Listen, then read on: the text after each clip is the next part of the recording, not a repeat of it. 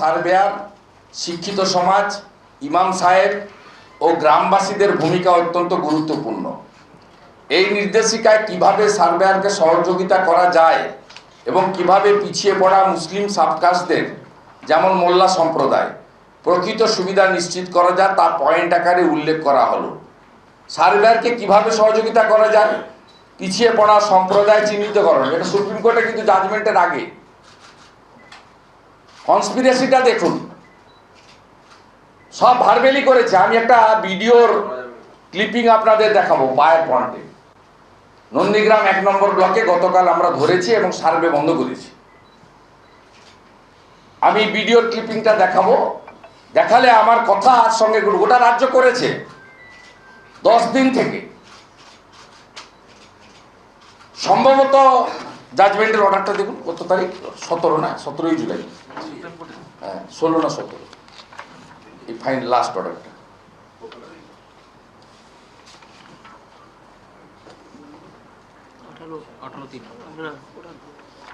আঠারো দিন লেটেস্ট 18 দিন। এ বলছে 10 দিন 2025 থেকে সার্ভে হবে এবং তার বাড়ি চিহ্নিত করা, এবং সব সার্ভেতেই শুধুমাত্র মুসলিম কমিউনিটির সার্ভে। পুরো ওবিসি যদি রিসার্ভে করতে হয়, জাতীয় ওবিসি কমিশন যার চেয়ারম্যান হচ্ছে প্রাক্তন সাংসদ হংসরাজ আহির, সেখানে অনুমোদিত তালিকা রাজ্য সরকারের নতুন করে করা 113টি সাবগ্রুপ, সবার সার্ভে হওয়ার কথা। কিন্তু কেবলমাত্র এখানে দেখুন, বাংলা সহায়তা কেন্দ্র বিএসকে কে দিয়ে এরা এগুলো ভিডিওদের দিয়ে করিয়েছে। ইমাম সাহেব ও মাইকিং এর গুরুত্ব,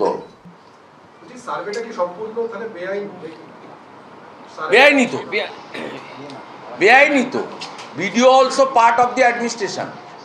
আমি আপনাকে বলছি, আইসিডিএস, আশা এবং বিএসকে লোকেদের দিয়ে করাচ্ছে, সব মনোজ পন্থ আর বিসিডাব্লিউর সেক্রেটারি করাচ্ছে, মমতা বন্দ্যোপাধ্যায় করাচ্ছে। মমতা বন্দ্যোপাধ্যায় তার যে রাজনৈতিক নেতারা এবং কাম লয়াররা আছে তাদের নিয়ে বসে এই ফাঁদটা পেতেছেন। আমাদের স্থির বিশ্বাস এই মামলাটাতে হারবেন বা হারতেন। কি করে ভোট পর্যন্ত এইসব দিস দ্যাট করে ডিএ মামলার মতো 6000 অযোগ্যকে বাঁচাতে 19,000কে কতল করার মতো সবগুলোতেই যেভাবে অসমাপিকা ক্রিয়া, যার সমাপ্ত নেই, করে কোনোভাবে পার করে নিয়ে যেতে চাইছে। মুসলিমরা তো ওবিসি চেয়েছে কিনা আমি জানি না, কিন্তু উনি তো দিয়েছেন 11-র পর থেকে, দিয়ে সব মিটিংয়ে বলেন আমি আপনাদেরকে 98%কে তো ওবিসি সার্টিফিকেট দিয়েছি, লেট হেলা এবারে। আর এর ফলে কি হয়েছে, চাকরি বাকরি তো নেই, সরকারটা তো ভিখারি হয়ে গেছে। 8 কোটি টাকা তুলে নিয়ে গিয়ে বেড়াতে যেতে পারেন, কর্মসংস্থান নেই। PSC, SSC, staff recruitment, police recruitment, forest recruitment, primary recruitment, SSC recruitment, সব municipal service commission, cooperative service commission, all are defined পশ্চিমবঙ্গে। কোনো চাকরি নেই, কোনো ওয়েটিং প্যানেল, কোথাও কিচ্ছু নেই। 2 crore 15 লাখ আনএমপ্লয়েড এডুকেটেড ইউথের নাম্বার হয়ে গেছে।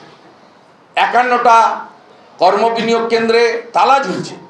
এবং এই ওবিসি জটের ফলে যে কটা প্যানেল আন্ডার প্রসেস ছিল সব বন্ধ হয়ে গেছে। এবং সবচেয়ে বড় কথা হচ্ছে, আপনি স্কুল, কলেজ, ইউনিভার্সিটিতে যে কোটা, ওবিসি কোটাতে 17% অ্যাডমিশন বন্ধ হয়ে গেছে। ভয়াবহ অবস্থা।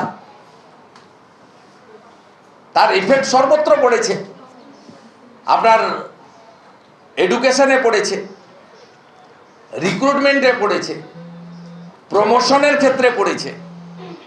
সব ক্ষেত্রে তো রোস্টার মেনটেন করতে হবে। 100 পয়েন্ট রোস্টার যে আছে তাতে এসসি, এসটি, ওবিসি সব করতে হয়। ইডাব্লিউকে গোটা ভারতবর্ষে মোদিজি দিয়েছেন 10% ইকোনমিক্যালি উইকার সেকশন আপার কাস্টের। পশ্চিমবঙ্গে বিধানসভায় পাস করতে বাধ্য হয়েছেন, কিন্তু আপনি দেননি। এখানে যারা ইডাব্লিউএস এর যে সুযোগ, 10%-এর সুযোগ গোটা ভারত পাচ্ছে, পশ্চিমবঙ্গে পাচ্ছে না, বাদ দেন সেটা। কিন্তু সংবিধান প্রদত্ত যাদের সুযোগ যা দেওয়া হয়েছে সেই সুযোগও কেড়ে নিচ্ছেন। এর ফলে আগামী 2026 ওনার যে বিসর্জন হতে চলেছে, ভোটের বিসর্জন, সেই বিসর্জনের আগে আর কোনো চাকরি হবে না, কোনো প্রমোশন হবে না, কোথাও ওবিসি রিজার্ভেশনে অ্যাডমিশন হবে না। ভোট ব্যাংকের রাজনীতি, হাই অ্যাপিজমেন্ট এবং লুকিয়ে লুকিয়ে সার্ভে। 18 দিন বলছে যে আমাকে মহামান্য হুজুর 3 মাস সময় দিন, আমি সার্ভে করে আপনাকে একটা রিপোর্ট, একটা প্রপোজাল দেব। সেই জন্য মহামান্য সুপ্রিম কোর্ট তার উদারতা দেখিয়ে জুলাই মাসে ডেট ফিক্সড করেছেন।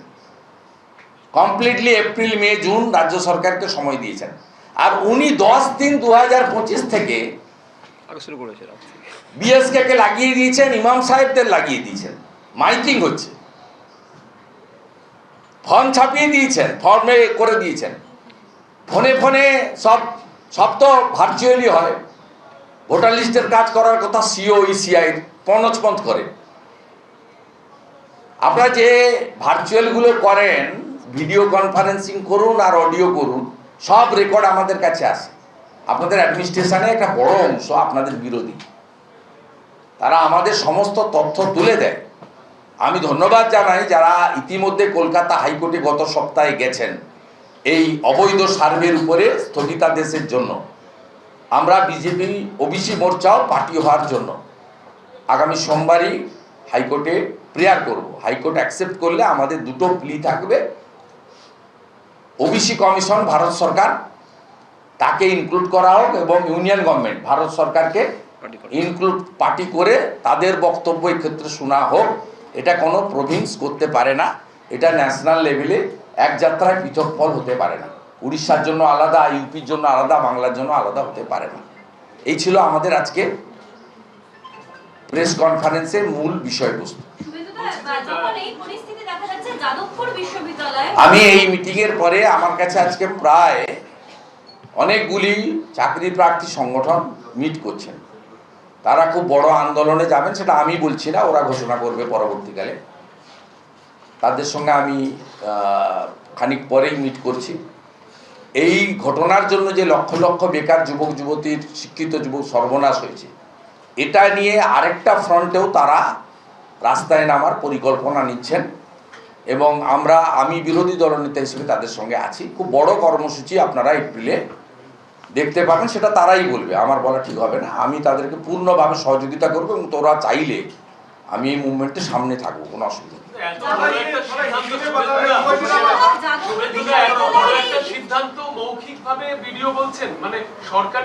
আপনাদের তো দেখালাম, এই জব পেয়ে যাবেন ভিডিও, কোনো অর্ডার নেই, কোথা থেকে বের করতে পারবেন। हिंदी में बता देते ये सब।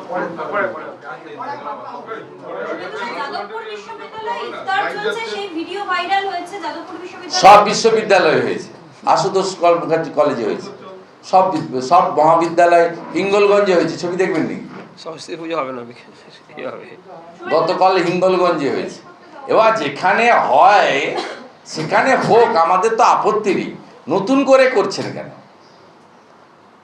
নগর উখড়ায় সরস্বতী পুজো হয়, বন্ধ করতে গেছেন আলামিন মণ্ডল। আবারও বলি, সমগ্র মুসলিম সমাজ গায়ে টেনে নেবেন না, তৃণমূলের মুসলিমরাই সব করছে। আমাদের অভিযোগ, পুলিশকে সাথে নিয়ে মমতা বন্দ্যোপাধ্যায় উস্কানিতে তৃণমূলের মুসলিম নেতারাই এই কাণ্ড কারখানাগুলো করে আগামী বিধানসভা নির্বাচনে, লোকসভা নির্বাচনের মতো মুসলিম ভোটকে হাই কনসলিডেট করতে চাইছে। কেউ বলেন 30%, কেউ বলেন 35%, কেউ বলেন এখানকার দাওয়াত দেওয়া মন্ত্রী বলেন যে আমরা 33%। সে আমি জানি না, 2011 সেন্সাস হয়েছে, তারপরে সেন্সাস হয়নি। যেদিন সেন্সাস হবে অফিসিয়ালি বলতে পারবো, কিন্তু বেড়েছে অনেকটাই। 2011-তে 27% ছিল, ওটা তো নেই, এটা সবাই জানেন। চোখে আমরা তো ঘুরি রাস্তায়, সেটা বুঝতে পারি পশ্চিমবঙ্গ কোন দিকে যাচ্ছে। 7 শেখের মতো লোকরা ধরা পড়ে, হু হু করে রোহিঙ্গারা ঢুকছে এবং তারা ভোটার লিস্ট পাচ্ছে, আধার কার্ড পাচ্ছে, সব হয়ে যাচ্ছে। তাই স্বাভাবিকভাবে আমাদের বক্তব্য হচ্ছে যে বিদ্যালয় আলিয়া ইউনিভার্সিটিতে বরাবর হয়, করুন না, না বলছে কি? যেখানে যেখানে হয় না কেন করছেন? নতুন করে কেন করছেন? ঠিক আছে, আমরা ছবিগুলো গুছিয়ে রাখলাম। আমরা আশা করব এই ধরনের বিজয়া সম্মেলনী প্রত্যেকটা কলেজে হবে এবং সেখানে প্রথা মেনে প্রথমেই চণ্ডী পাঠ করবেন কোনো পুরোহিত। কারণ তখন যদি বলেন যে এটা কালচারাল প্রোগ্রাম, পিতৃপক্ষেও উদ্বোধন করা যায়, আপনি তো একদম প্রথা এবং আপনার যে তাদের যে ধর্মীয় রীতি আছে সেইটা মেনে সব জায়গায় হচ্ছে, আমরা দেখেছি। শুভেচ্ছা বিনিময় করা তো কোনো সমস্যা নয়। আমাদের নন্দীগ্রামে বিজেপির প্রধান রয়েছে মুসলিম, হরিপুর গ্রাম পঞ্চায়েত। ঈদের দিন তার বাড়িতে আমি আসবো। মাসুম আক্তার আমন্ত্রণ করেছেন, পারলে তার বাড়িতেও আসবো, সেটা নিয়ে সমস্যা নেই, শুভেচ্ছা জানানো। কিন্তু বিষয়টা হচ্ছে দুর্গাপূজার বিজয়া সম্মেলনীতে আপনি বলবেন এটা কালচারাল, এটা একটা উৎসব, আর ইফতারে আপনি ঘড়ি ধরে টাইম দেখে ধর্মগুরুকে এনে মাইকে যা আছে বক্তব্য বা ধর্মীয় কথা বলে তারপরে আপনি ইফতারটা শুরু করছেন বিদ্যালয় বিশ্ববিদ্যালয়ের প্রাঙ্গণে।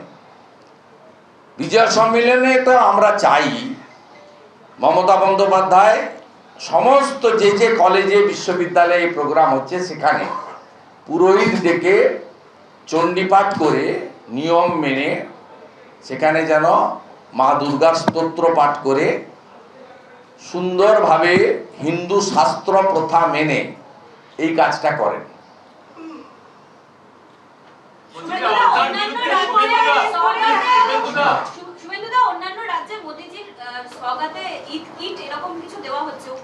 আমি এটা দিকের মতো বলছি, আপনার বিরুদ্ধে তৃণমূল কংগ্রেস জেলা শাসকের কাছে যাচ্ছে, তার কারণ আপনি যখন সাংসদ ছিলেন তখন নন্দীগ্রামে একটি শহীদ সম্মান হাসপাতাল তৈরির প্রস্তাব দিয়েছিলেন এমপিআরের টাকা থেকে।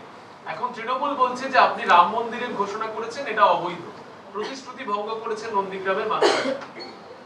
কিভাবে দেখছেন? ওগুলো বলতে থাকুন, দেখবি আর জ্বলবি লুচির মতো ফুলবি, কিছু করার নেই। অনেক পরীক্ষায় পাশ করে গেছি। এর আগে এই লোকগুলোই বলছিল কর্মচারীরা যে পিছনে মমতার ছবি আছে তাই চেয়ার ভরে থাকে। আমি তো ওকেই হারিয়ে দিয়েছি, একবার হারাইনি, 3 বার হারিয়েছি। 23-এর পঞ্চায়েত রাজ্য পুলিশ দিয়ে ভোট করেছে।